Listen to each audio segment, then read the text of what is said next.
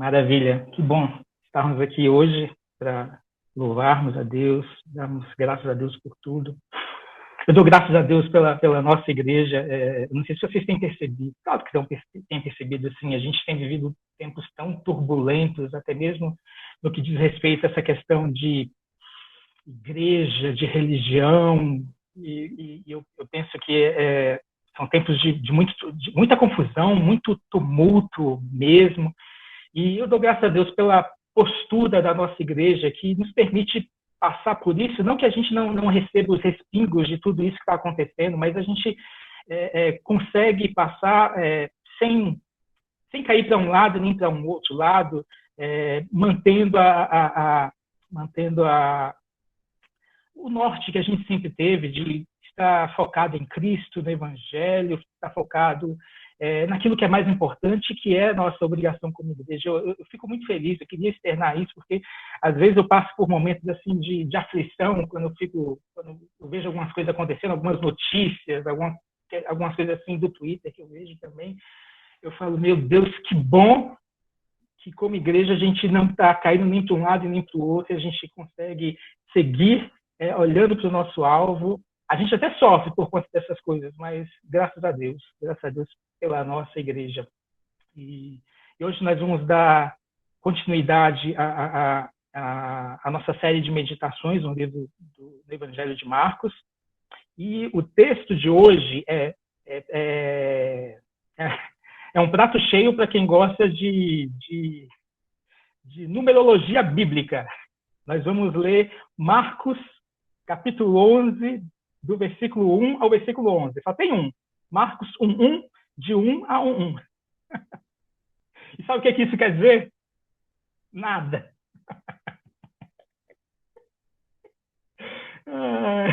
Mera coincidência.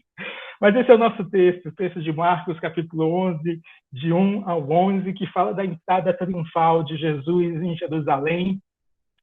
E eu queria convidá-los a meditarmos juntos a respeito de algumas coisas interessantes que eu encontrei aqui. O texto, eu vou fazer a leitura no texto da NVI, e diz o seguinte, se você já está com ela aberta aí: quando se aproximaram de Jerusalém e chegaram a Betfagé e Betânia, perto do Monte das Oliveiras, Jesus enviou 2 de seus discípulos, dizendo-lhes: vão ao povoado que está adiante de vocês. Logo que entrarem, encontrarão um jumentinho amarrado, no qual ninguém jamais montou. Desamarrem-no e tragam-no aqui. Se alguém lhes perguntar: por que vocês estão fazendo isso? Digam-lhe: o Senhor precisa dele e logo o devolverá. Eles foram e encontraram um jumentinho na rua amarrado a um portão. Enquanto o desamarravam, alguns dos que ali estavam lhes perguntaram: o que vocês estão fazendo desamarrando esse jumentinho? Os discípulos responderam como Jesus lhes tinha dito, e eles os deixaram ir. Trouxeram o jumentinho a Jesus, puseram sobre ele os seus mantos e Jesus montou. Muitos estenderam seus mantos pelo caminho, outros espalharam ramos que haviam cortado nos campos. Os que iam adiante dele e os que o seguiam gritavam: Hosana! Bendito é o que vem em nome do Senhor! Bendito é o reino vindouro de nosso pai Davi! Hosana nas alturas! Jesus entrou em Jerusalém e dirigiu-se ao templo. Observou tudo à sua volta e, como já era tarde, foi para Betânia com os 12. Só até aqui a nossa leitura.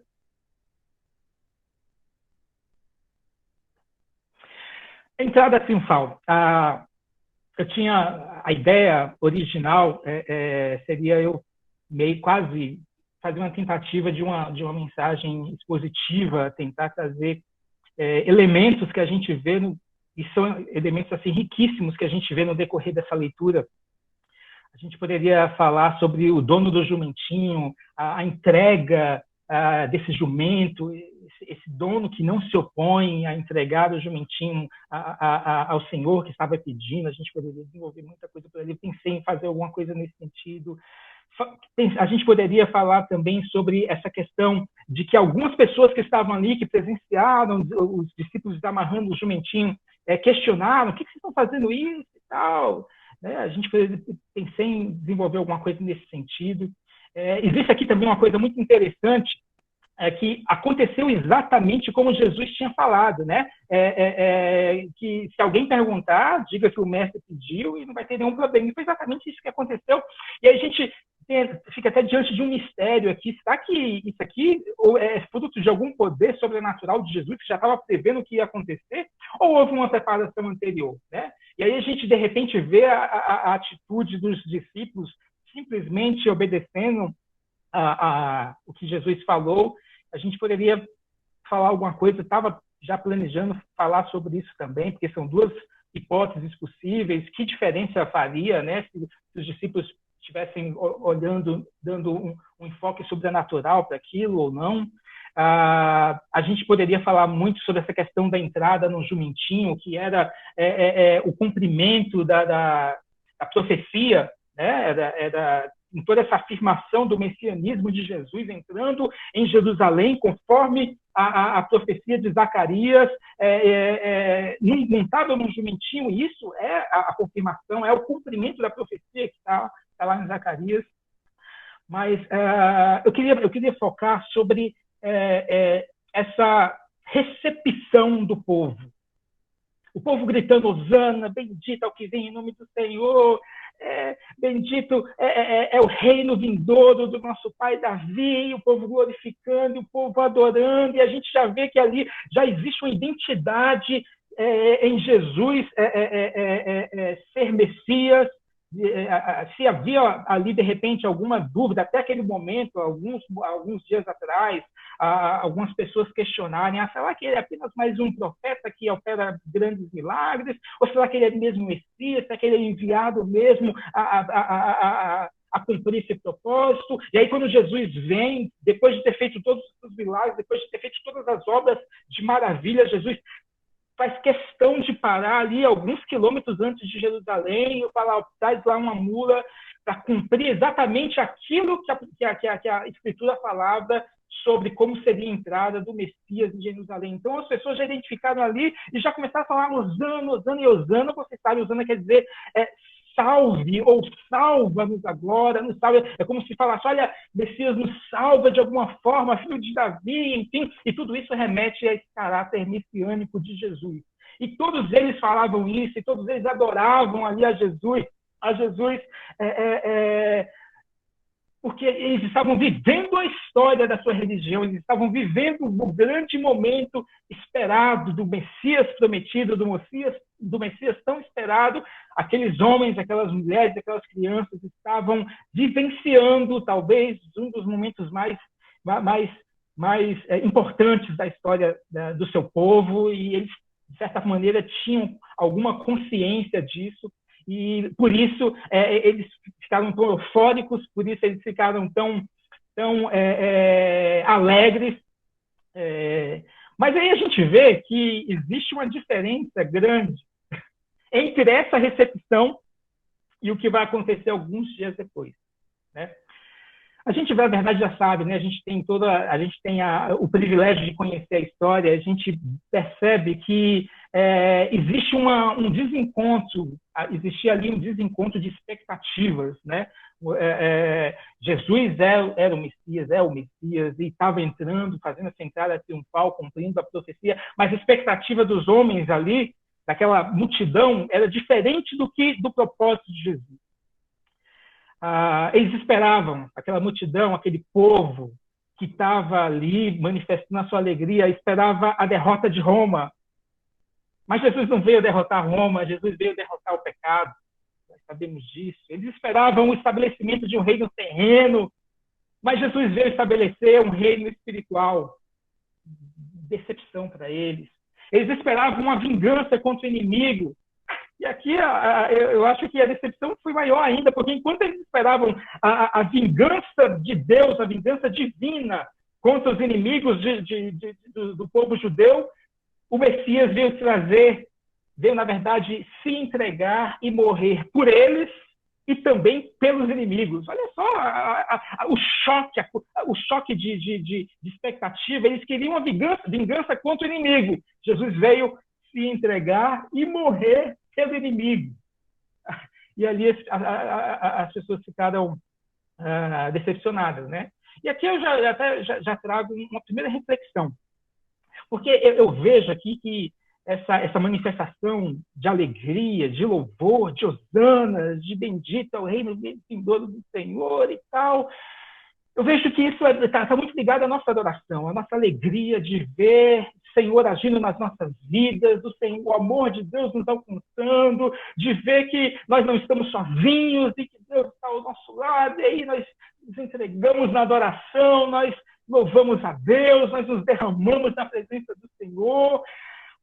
Mas o que tem, o que existe na nossa mente, o que há na nossa mente quando nós estendemos os nossos mantos para Jesus passar como se fosse uma expressão do nosso louvor? Aquele povo derramou ali os seus mantos, espalhou os seus mantos, os ramos de palmeira, numa expressão de adoração. Mas eles tinham algo na sua cabeça, a sua cabeça, os seus corações estavam cheios de expectativa. E quando nós adoramos a Deus, nós também adoramos a Deus com nosso coração cheio de expectativa também? Expectativa é coisa de ser humano, né? Então, quais expectativas estão nos nossos corações quando nós adoramos a Deus? Quando entregamos nossos louvores, o que há na nossa mente? O que nós esperamos? Quais são as nossas esperanças quando nós entregamos a Deus o nosso louvor, a nossa adoração, quando nós quebrantamos o nosso coração em adoração? E assim, meus irmãos, nós não podemos dizer que essa manifestação desse povo, dessa multidão, não foi sincera. Foi muito sincera. Foi sim sincera. Foi o cumprimento da profecia de Zacarias 9, e o povo sabia disso, o povo estava se alegrando de uma maneira muito sincera. Hosana, bendita é o que vem, em nome do Senhor, e havia sinceridade. Naquele momento havia uma entrega inteira de coração, de vida, de expectativas, havia uma entrega completa daquele povo, daquela multidão, para aquela adoração, para aquela manifestação de louvor. Espalhavam mantos, espalhavam ramos, pavimentavam o caminho para que o Messias prosseguisse o seu caminho. Pavimentavam o caminho para que o Messias entrasse triunfante em Jerusalém. Pavimentavam o caminho para que o Messias, entrando triunfante em Jerusalém, atendesse às expectativas do seu coração. E aí houve a frustração. E aí mataram Jesus. O que mudou? Aí eu pergunto, o que mudou desse domingo de Ramos até a sexta-feira da Paixão? Porque a cronologia bíblica é essa. Jesus entrou nesse dia, esse relato que nós vemos aqui é um domingo. O domingo se passa, nós temos a segunda, a terça, a quarta, a quinta, e na sexta-feira Jesus é morto na cruz. E muitos dos que falavam hosana nas alturas, isso aí, agora é a nossa hora, é a nossa vez, é o nosso tempo, muitos deles, se não todos, abandonaram Jesus, esqueceram Jesus, pediram a morte de Jesus. O que mudou? O que mudou entre a entrada triunfal, digna de rei, e a morte de cruz, digna do mais terrível bandido? O que mudou entre esses 5 dias? Jesus mudou? Jesus mudou? Com certeza não. Aquela multidão mudou? Também não mudou. Era a mesma multidão. Era a mesma expectativa. O que mudou, então? Foram apenas 5 dias. Eu respondo. O que mudou foi o conhecimento que as pessoas tinham a respeito de Jesus. Jesus vem com toda a sua trajetória de milagres, toda a sua trajetória do seu ministério, curando, operando milagres, maravilhas, falando palavras de salvação, palavras que entravam no coração das pessoas de uma forma diferente. E o conhecimento das pessoas foi crescendo a respeito de Jesus, até esse momento da entrada triunfal, onde eles já fazem um relacionamento entre o Mestre Jesus e o Messias prometido por Deus. E esse conhecimento só vai crescendo. Só que chega um momento em que Jesus demonstra que o seu reino não é da terra. Demonstra de uma forma muito explícita, se entregando à morte, se entregando humildemente, se entregando em amor, se entregando num sinal de fragilidade, digamos assim, e frustrou a expectativa daqueles adoradores, frustrou a expectativa daqueles homens e mulheres, daquela multidão que recebeu tão bem Jesus, mas que o entregou para a morte de cruz. E o que mudou não foi Jesus, não foi a multidão. O que mudou foi o conhecimento que as pessoas tinham a respeito de Jesus. E aí a gente pode falar, graças a Deus, que agora nós conhecemos tudo a respeito de Jesus, nós conhecemos tudo a respeito de Bíblia, e não temos mais esse receio, esse risco de repente, um aumento do nosso conhecimento a respeito do Mestre, a respeito de Deus, a respeito de Jesus, criar esse tipo de sentimento em nós, né? Mas não é assim. A gente sabe que não é desse jeito. A gente sabe que se existe uma exortação, existe uma palavra forte a respeito do conhecimento de Deus que devemos ter, que em termos de postura que devemos ter a respeito do conhecimento de Deus, é uma recomendação, é uma palavra. Recomendação não, é uma determinação que existe lá em Oséias, no capítulo 6, no versículo 3, e é muito conhecido de todos nós, nem precisa abrir, que diz: conheçamos e prossigamos em conhecer ao Senhor. Conheçamos e prossigamos em conhecer ao Senhor. Por que isso? Por que essa atitude, essa postura de sempre estar conhecendo a Deus, sempre estar aumentando o nosso conhecimento de Deus? Bom, o primeiro e o mais óbvio de todos é porque conhecer a Deus não é uma tarefa que se esgota. Conhecer o eterno não é uma tarefa que se esgote. Conhecer o Deus criador dos céus e da terra, criador dos valores, criador dos princípios, criador de todas as coisas. Conhecer a Deus não é uma coisa que se esgote. Ninguém pode virar para ninguém falar: eu conheço a Deus de cabo a rabo. Isso é impossível. E é nesse sentido, e é por isso que nós precisamos, dia após dia, conhecer e prosseguir e continuar e permanecer nessa postura de conhecer mais a Deus. Conheçamos e prossigamos em conhecer a Deus. Há sempre algo novo. Há sempre algo novo a ser descoberto. Há sempre algo novo a se ver, a se saber sobre Deus, a se saber sobre Jesus, a se saber sobre a misericórdia, sobre a graça, sobre a salvação, enfim, há sempre algo novo. E a gente não pode se acomodar e falar: não, agora eu conheço tudo, agora eu sou mestre em teologia, eu tenho pós-doutorado em teologia, eu conheço tudo. Nunca. A gente sempre tem que estar buscando conhecimento da parte de Deus. Mas deixa eu perguntar uma coisa para vocês. E quando esse novo conhecimento a respeito das verdades do Senhor, a respeito de Jesus, e quando essa nova parcela de conhecimento, quando ela nos desagrada, o que nós fazemos?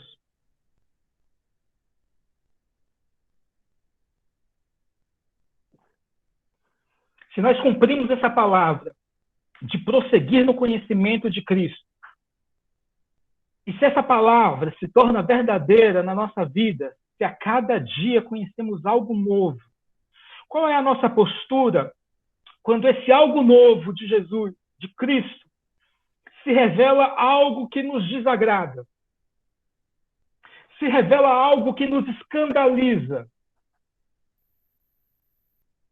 É importante nós termos essa resposta na nossa, e é uma resposta muito sincera no nosso coração, na nossa mente, porque nós temos, como seres humanos, a tendência de só estarmos abertos. O ser humano tem a tendência de só estar aberto àquilo que reforça o que já está no nosso coração. Que o digam as bolhas das redes sociais, né? As pessoas só estão abertas ao conhecimento que já está no seu coração, já está na sua mente, que já está agarrado, e ele só consegue assimilar coisa nova se aquele novo vem agregar aquilo que ele já conhece. Mas e quando Jesus revela a nós algo que nos desagrada, algo que nos escandalize, como escandalizou aquela multidão que o recepcionou na entrada de Jerusalém? Ou será que esse tipo de decepção com o Mestre, com Cristo, só acontecia naquele tempo?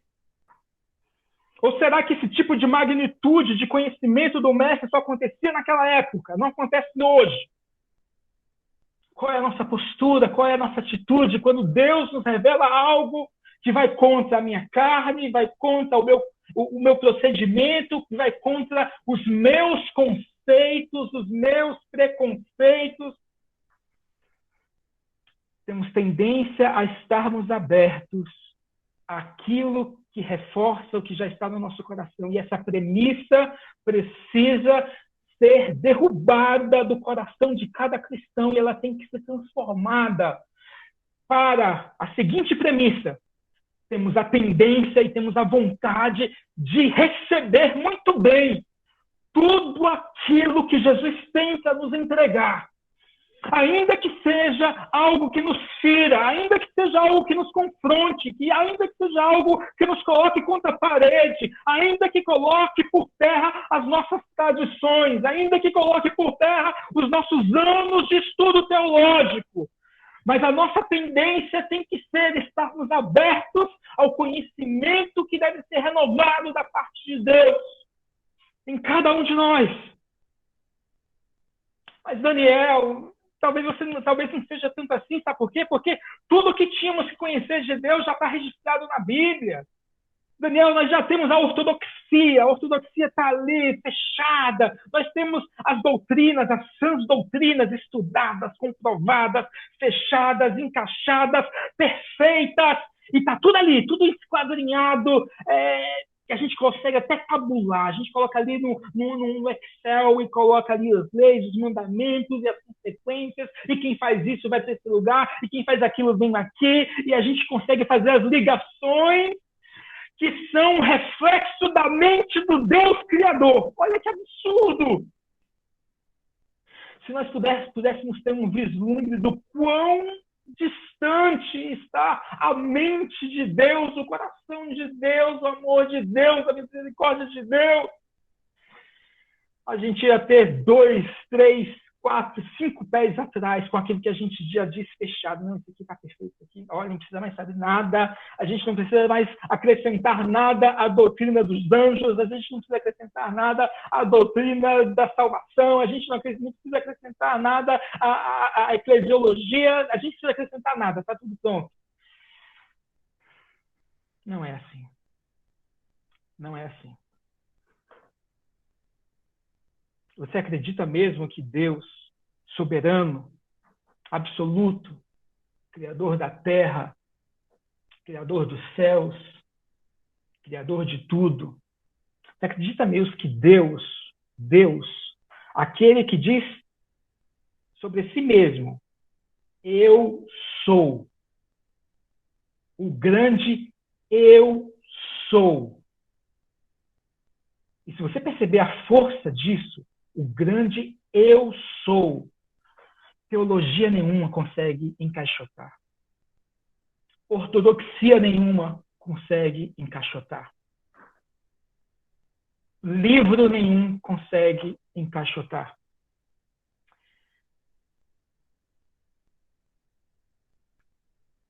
Você lembra como é que termina o livro de João? O Evangelho de João? Você lembra como é que termina o Evangelho de João? Ele diz o seguinte, eu vou ler para você, nem precisa abrir. Confia no que eu estou falando, é exatamente isso que está escrito lá. João 21, 25, diz assim, depois de finalizar tudo, João escreve assim, olha, Jesus também fez muitas outras coisas uma delas fosse escrita, João falando, se cada uma delas fosse escrita, penso que nem mesmo no mundo inteiro haveria espaço suficiente para os livros que seriam escritos. Não haveria espaço para tudo aquilo que Jesus fez. E pensa bem, não foi só sobre aquilo que Jesus fez. Cada vez que Jesus operava um milagre, cada um dos milagres colocados aqui na Bíblia, não ficava só no milagre. Ela sempre acompanhado de um ensinamento, de uma instrução, de uma recomendação, de uma exortação, de uma parábola. Ela sempre acompanhado de uma mensagem, de algo que esclarecia alguma coisa. Meu irmão, imagina se tudo isso fosse escrito, não caberia no mundo todo. Então não cabe a nós dizer, não, tá tudo, já está aqui, a Bíblia é a palavra de Deus, sim.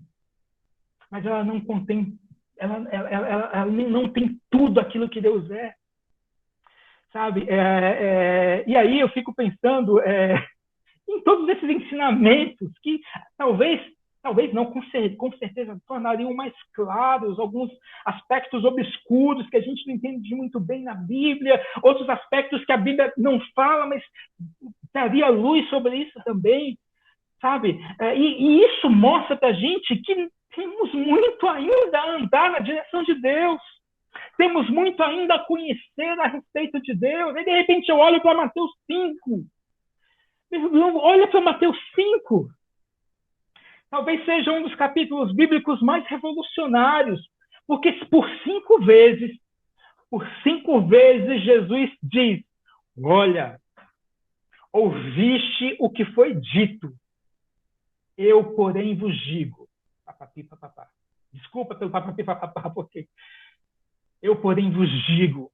E aí vem palavras de sabedoria, palavras trabalhadas, palavras que tornam mais claras as coisas da vida, tornam mais claras aspectos da generosidade, aspectos da gratidão, aspectos do amor, aspectos do cuidado, aspectos da misericórdia, aspectos da graça. Ouviste o que foi dito, eu, porém, vos digo. E a gente percebe que nessa lista de Mateus 5, essa lista de Mateus 5 não é uma lista exaustiva, não fala tudo, mas é um sinal que mostra, olha, a tradição não é tudo.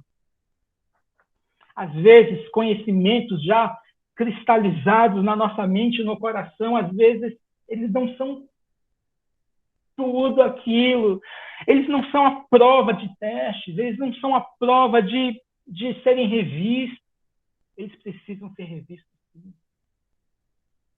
Em Deus, em Cristo, com foco da cruz. Aí eu olho para a primeira epístola de Pedro, no capítulo 4, versículo 10. Não precisa abrir, eu vou ler também. Olha que maravilhoso, olha que maravilhoso. Cada um exerça o dom que recebeu para servir os outros, administrando fielmente a graça de Deus em suas múltiplas formas. Ou, em algumas outras versões, conforme a multiforme graça de Deus. Ou, em outras versões, a graça de Deus em suas múltiplas formas. Essa palavra aqui, múltipla, multiforme, várias formas, ela vem do grego poikilios. E não se engane, eu não sou mestre em grego, entendo bolufas de grego, mas depois do Google as coisas ficaram mais fáceis. Poikilios é uma palavra muito utilizada no Novo Testamento, do grego, e quer dizer diverso, diversidade. E quando você vê, por exemplo, Jesus curava várias enfermidades, essa palavra estava lá para dizer que existiam várias categorias de enfermidades que eram curadas por Jesus. Quando a gente vê também sobre as várias paixões que nos separam de Deus, vários pecados que nos separam de Deus, essa palavra está lá também, dizendo que existem várias manifestações de paixões, de pecados que fazem separação entre nós, entre cada um de nós e Deus. Essa palavra também está presente quando a gente Quando a Bíblia fala sobre os vários milagres que Jesus operou, Poiquílios está lá também, a diversidade de milagres, a diversidade de paixões que nos separam de Deus, a diversidade de enfermidades, enfim. Mas aqui Pedro está falando numa diversidade de graça. Pedro nos apresenta a realidade das várias formas da graça de Deus, dos vários formatos da graça de Deus. Ele não diz quais são esses formatos, ele não enumera essas graças, Pedro apenas diz que existem várias formas da graça de Deus se manifestar. E aí, quando levamos em conta essa verdade, seriamente, quando a gente leva, de fato, seriamente esse fato, essa questão, esse conceito, essa verdade de que existem vários formatos da graça de Deus, existe a multiforme graça de Deus. Parece que os nossos olhos se abrem e percebemos que a graça de Cristo não se manifesta apenas aquela forma que nós estamos familiarizados. A graça de Deus não se manifesta só daquele jeito que eu estou familiarizado da minha experiência. Eu tenho uma experiência com a graça de Deus, mas essa é apenas uma forma da graça de Deus. Você tem a sua experiência da graça de Deus, é a sua experiência da graça de Deus. O pastor que você respeita, ele tem uma experiência da graça de Deus, ele prega essa experiência. Seus pais possuem uma experiência própria da graça de Deus, mas essa é apenas uma face da multiforme graça de Deus. E aí nós percebemos que em Cristo, a graça divina tem um formato especial. Por exemplo, ao alcançar o ladrão lá da cruz do Calvário, sabe o ladrão da cruz? Que foi salvo ali no último momento, numa fé, quase que uma fé ali de medo, numa fé de desespero, numa fé de último recurso. Jesus manifesta ali uma graça especial para salvar aquele homem.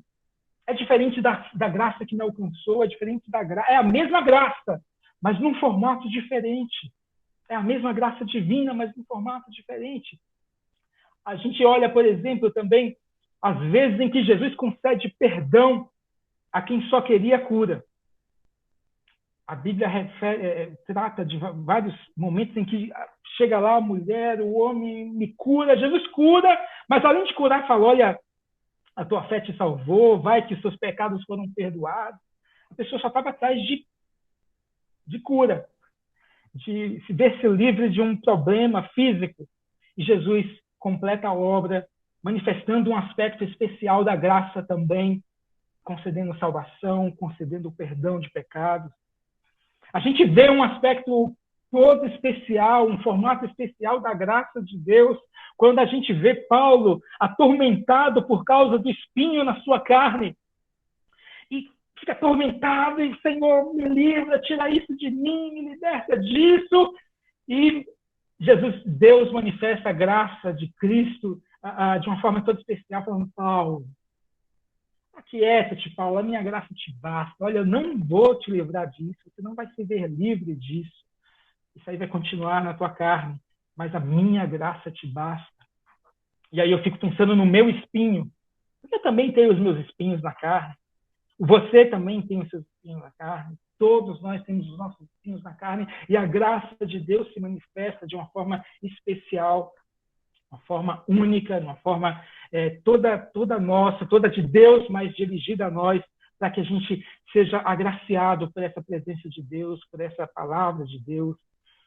A gente vê uma forma toda especial da graça de Jesus se manifestar ao Jesus pedir perdão lá na cruz por aqueles que não sabiam o que estavam fazendo. Jesus vira para o Pai lá na cruz e fala, Senhor, Pai, perdoa porque eles não sabem o que fazem. Aqueles homens nem pediram perdão, aqueles homens nem manifestaram remorso, nem se arrependeram. Jesus na cruz fala, Senhor, perdoa porque eles não sabem o que fazem. É uma graça diferente da graça que me alcançou. Eu acho que é uma graça diferente da graça que te alcançou, mas é a graça de Jesus. São aspectos da multiforme graça do Senhor. São apenas alguns exemplos, pessoal. Apenas alguns exemplos que nos mostram que não é razoável tentar fechar Deus dentro da nossa experiência, dentro da nossa tradição, dentro da nossa teologia, dentro da nossa ortodoxia, dentro dos nossos pensadores prediletos. Deus não cabe em nada disso. Deus não cabe em nada disso. Eu tenho certeza que muito do que ainda vamos conhecer de Deus vai nos surpreender. Muito do que ainda vamos conhecer de Deus vai nos desagradar. Muito do que ainda vamos conhecer de Deus vai nos escandalizar. Vai se chocar com as nossas tradições. Vai se chocar com as nossas teologias. E aí você me pergunta, mas Daniel, o que eu faço com tudo isso? Isso me dá medo. Rapaz, eu tenho uma vida cristã. A questão, meu irmão, não é abandonar toda essa nossa base. Não é abandonar a base que nós tivemos. A questão não é, não, quer dizer então que agora Não, meu irmão, eu estou falando aqui de conhecimento de Deus. É conhecimento que Deus comunica ao seu coração e às vezes nós fechamos o nosso coração para esse novo conhecimento. Eu não estou falando de conhecimento de mundo, não. É conhecimento de Deus. Sabe aquele conhecimento que vem lá quando você está no momento de oração, de leitura e de repente você começa a perceber uma nova luz sobre aquela palavra e seu coração se serve, mas ao mesmo tempo você fica cheio de medo. Mas se eu aceitar essa verdade, o que vai ser da minha tradição? O que vai ser da minha teologia? O que vai ser dos meus anos de estudo? Dê graças a Deus pelos seus anos de estudo, pela sua tradição, pela aquilo que te trouxe até aqui, porque foram esses fatores, foram essas ferramentas que te trouxeram a um novo conhecimento de Deus, a um conhecimento renovado da parte de Deus. E às vezes esse conhecimento novo vai nos desagradar. Minha experiência pessoal, minha tradição, meus anos de estudo teológico, minhas expectativas, nossas expectativas, tudo isso, todos esses fatores estavam presentes nesse relato que nós estamos vendo aqui. Quando essas pessoas estavam gritando, Hosana, bendito que vem em nome do Senhor, bendito é o reino vindouro do nosso Pai, Hosana nas alturas, para esses homens falarem isso, havia experiência pessoal, havia tradição da religião, havia anos de estudo teológico, havia expectativa. E o que eles deveriam fazer com tudo isso? Dar graças e abrir-se à nova revelação de Deus. Mas o que eu devo fazer com isso? Seja grato aos seus anos de teologia, porque você não vai jogar isso fora. Seja grato à sua tradição, porque você não vai jogar isso fora. Você vai somar a isso uma percepção nova daquilo que Deus pode e vai te revelar. São eles que nos colocam para mais próximos de Deus, são eles que nos colocam numa visão privilegiada da leitura bíblica, que são eles que nos colocam numa visão privilegiada, numa percepção melhor quando estamos nos nossos momentos de oração. Mas eles não são um fim em si mesmo. A nossa teologia não é um fim em si mesmo, a nossa ortodoxia não é um fim em si mesmo, as nossas doutrinas não são um fim em si mesmo, a nossa tradição não é um fim em si mesmo. São instrumentos que Deus usou. E cada um deles é como se, sabe aquela ilustração que a filosofia nos fala, e é muito bem aplicável aqui, eles nos colocam de frente a uma porta, ou uma cortina, e ao descortinar, ou abrir essa porta, a gente lança a luz sobre novos aspectos, sobre novas coisas que precisamos explorar na presença de Deus. Por isso, a palavra de Oséias precisa estar em nosso coração. Conheçamos e prossigamos em conhecer a Deus. Que não nos furtamos a responsabilidade de conhecer mais e mais a Deus. E que esse conhecimento, esse Cristo que conheceremos melhor, não nos seja pedra de tropeço, que não nos seja pedra de escândalo, mas seja a nossa rocha de salvação. Que teremos alegria em agarrar e não soltar. Aquilo que Deus pode te revelar não pode se tornar uma pedra de tropeço, não pode se tornar pedra de escândalo, mas que seja pedra de salvação. Olha, a graça do Senhor está se revelando de uma forma mais ampla aqui para mim. Eu vou me agarrar porque essa graça é para mim. Olha a misericórdia de Jesus está se mostrando para mim escandalosa demais. Graças a esse escândalo da misericórdia de Jesus é que nós estamos aqui. Então, vou me agarrar a esse escândalo da misericórdia do Senhor. Isso me lembra uma música do Raul Seixas. Isso me lembra o sarau da Bethesda, né? Que a gente vê a palavra de Deus em músicas que, de repente, nem tinha essa intenção. Vocês devem conhecer essa música, não vou cantar, mas essa música diz o seguinte: eu prefiro ser essa metamorfose ambulante do que ter aquela velha opinião formada sobre tudo. Essa metamorfose, essa mudança constante. Ah, Daniel, mas isso é bíblico? Meu irmão, isso é Bíblia pura. Isso é Romanos 12, 1, 2 puro. Portanto, irmãos, rogo-lhes pelas misericórdias de Deus que se ofereçam em sacrifício vivo, santo e agradável a Deus. Este é o culto racional de vocês, racional, em constante trabalho. Não se amoldem ao padrão deste mundo, mas transformem-se pela renovação da sua mente, para que sejam capazes de experimentar e comprovar a boa, agradável e perfeita vontade de Deus. Renovação da sua... o Senhor renova. O Senhor renova as nossas forças. O Senhor renova os nossos ânimos. O Senhor renova a nossa fé. Claro, Deus renova tudo isso. Mas aqui, a Romanos está dizendo, Paulo está falando para a gente que a renovação não é só de forças, a renovação não é só de fé, a renovação não é só de ânimo, a renovação é de mente também. De forma a não nos amoldarmos ao padrão deste mundo. Não se amoldem ao padrão deste mundo, ou não se amoldem ao padrão deste século. E quando a gente olha a questão aqui do que é século, o que é este mundo, o que é o contrário, se é para a gente não se amoldar ao padrão do mundo, se é para a gente não se amoldar ao padrão deste século, o que seria então o contrário de século, de mundo? Eternidade. Eternidade é o contrário, é o oposto deste século, é o oposto deste mundo. Eternidade, reino de Deus, é aquilo que deve renovar a nossa mente. Mundo diz respeito a valores transitórios. Eternidade diz respeito a valores eternos, valores do reino. E esses valores do reino precisam estar em constante trabalho em nosso coração, fervilhando em nosso coração, para que a nossa mente seja renovada a todo momento, a todo instante. Até porque nós já começamos a participar do reino de Deus. A Bíblia nos diz que nós já inauguramos o reino de Deus, nós já inauguramos a eternidade. Então, em certo sentido, nós já participamos da eternidade. A eternidade já faz parte do nosso dia a dia. Então, esses valores eternos já fazem parte do nosso dia a dia. Só que a cada dia, Deus vai acrescentando mais. E esses valores eternos precisam ser renovados na nossa mente.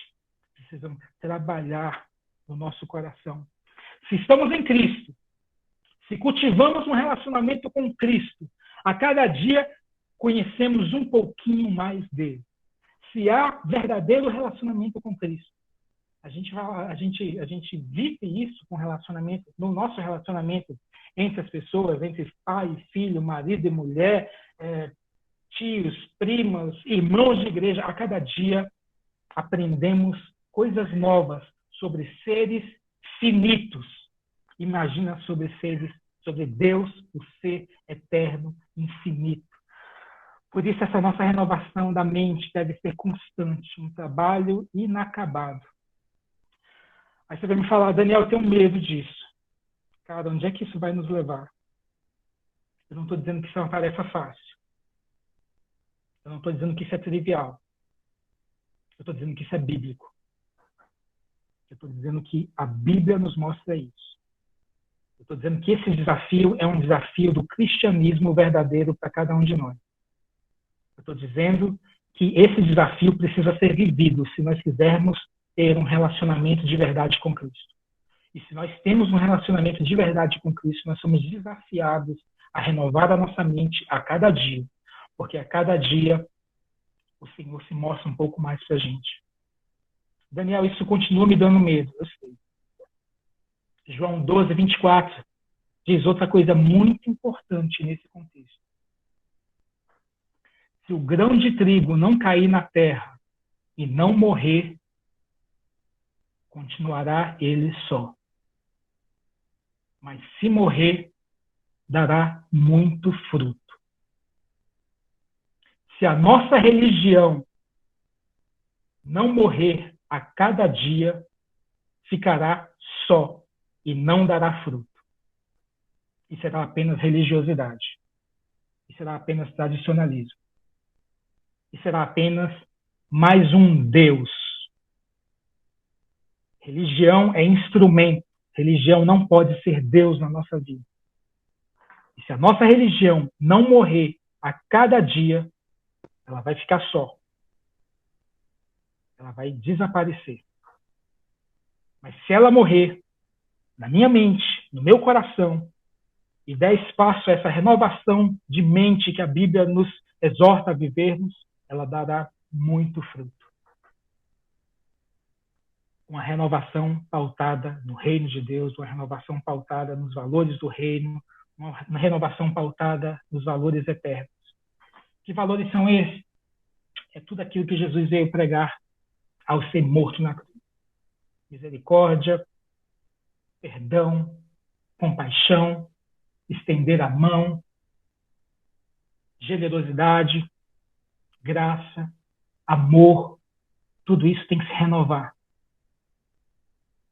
para que fique vivo em nossas vidas. Amém, meus irmãos. Era isso. Vamos orar?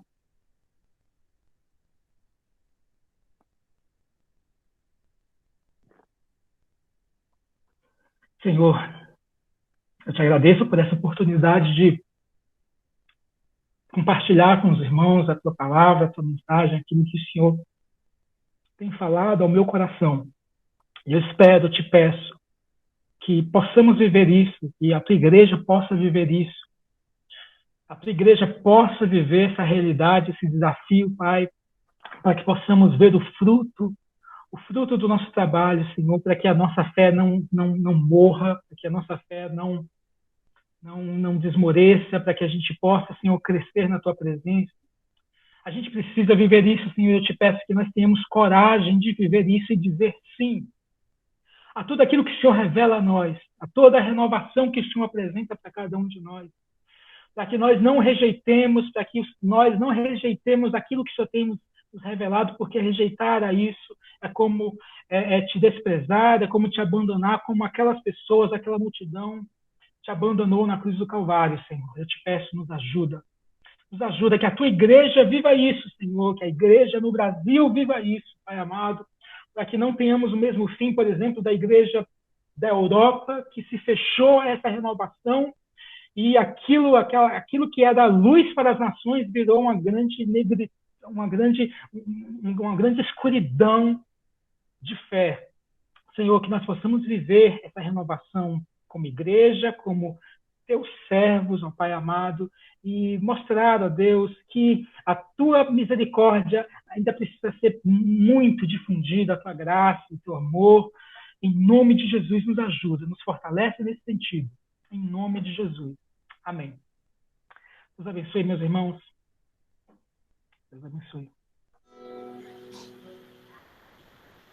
Tu és soberano sobre a terra, sobre os céus, tu és Senhor, absoluto.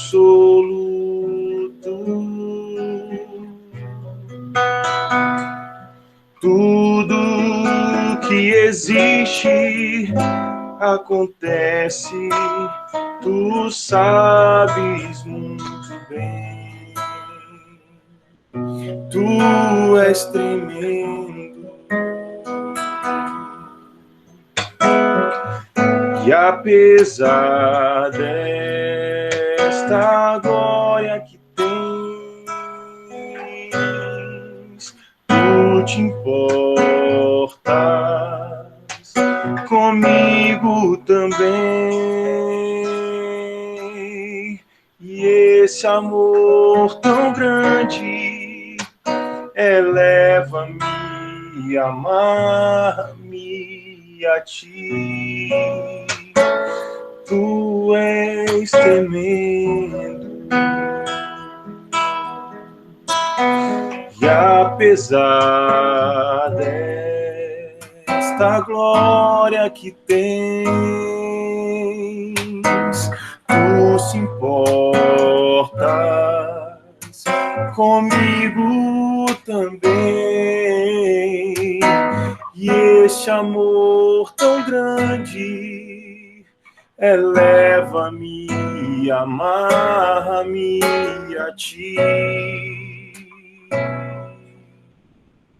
Tu és tremendo. Aleluia.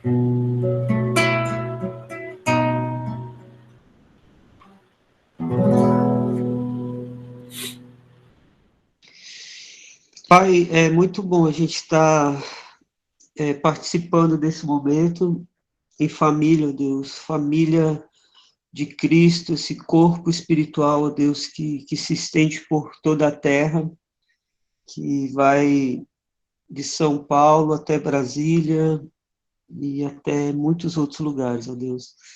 Nós cremos que o Senhor é real, que o Senhor é presente em nosso meio, ó Deus. Nós te louvamos pelo seu amor, pela sua fidelidade, pelo seu cuidado.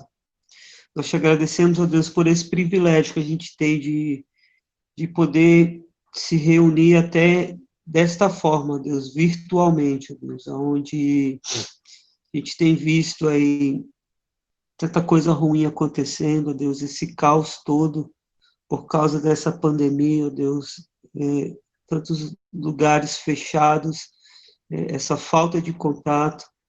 Mesmo assim, a gente pode ver o seu cuidado, o seu amor, ó Deus, a gente pode ver mesmo a manifestação da sua glória, ó Deus, sobre cada um de nós.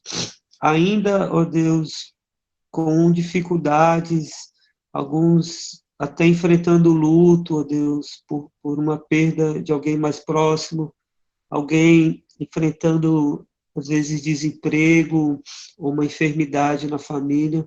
Nós cremos, ó Deus, que em meio a tudo isso, o Senhor é soberano, o Senhor é bondoso, o Senhor é misericordioso. Mesmo em meio ao caos, nós podemos sentir uma paz que excede todo entendimento, uma paz que vem do alto, Deus. E que se algum dos meus irmãos que está agora participando desse culto, Deus, não estiver sentindo essa paz, não estiver sentindo a sua graça, o seu amor, Deus, que o teu Espírito Santo venha tocá-lo agora, Pai, para que ele se sinta abraçado, para que ele se sinta cuidado pelo Senhor, que a sua fidelidade, que a sua bondade alcance a cada um de nós, ó Deus, todos os dias, porque a sua misericórdia, ela se renova todas as manhãs, e nós precisamos entender isso, ó Deus, que a tristeza, ela dura uma noite, ó Deus, mas a alegria sempre vem ao amanhecer, e a tua alegria, ó Deus, é a nossa força. Amém. Nós te adoramos, ó Deus, porque o Senhor é fiel, porque o Senhor é bom. Clamamos que o seu cuidado, que a sua fidelidade, o seu amor continue a acompanhar, Senhor Deus, todo o corpo de Cristo que responde pelo nome de Bethesda, ó Deus. Te agradecemos por essa comunidade de fé, ó Deus, que tanto nos apoia, não apenas financeiramente, mas principalmente, ó Deus, através das orações, através do cuidado, do carinho que cada irmão tem manifestado através de nós, através, Senhor Deus, de palavras boas, ó Deus, de palavras doces. Nós podemos sentir o seu cuidado, Deus, através dessa igreja, E nós te louvamos, ó Deus, por essa comunidade de fé. Abençoe cada irmão que está nesta liderança, ó Deus, cuidando dos seus lares, das suas famílias, protegendo, Senhor Deus, esposa e filhos de qualquer eventual enfermidade, ó Deus, de desemprego, ó Deus, de adversidades da vida mesmo, Deus, que você possa estar cuidando desses teus servos, dando a eles graça, entendimento das tuas escrituras, ânimo, alegria da tua salvação, ó Pai. Abençoe esta comunidade, nos abençoe no restante desse dia, ó Pai. É o que nós te pedimos, agradecidos por tudo que o Senhor tem nos dado. Nós oramos em nome de Jesus. Amém.